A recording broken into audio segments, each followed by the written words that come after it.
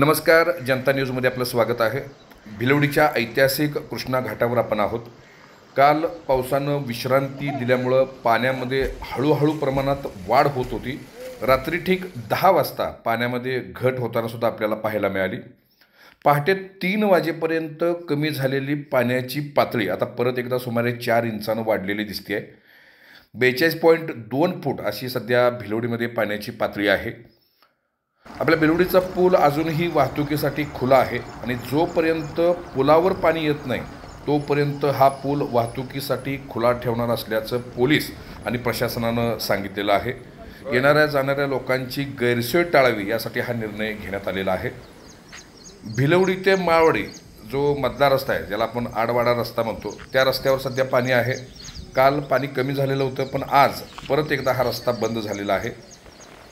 कोयना पाणलोट क्षेत्रामध्ये पर्जन्यमान कमी असल्याची माहिती आहे। आज पाऊसमान कशा पद्धतीनं राहील त्यावरच खऱ्या अर्थानं भिलवडीच्या पुलावर, भिलवडीच्या बाजार मैदानात पाणी येणार की नाही हे ठरणार आहे।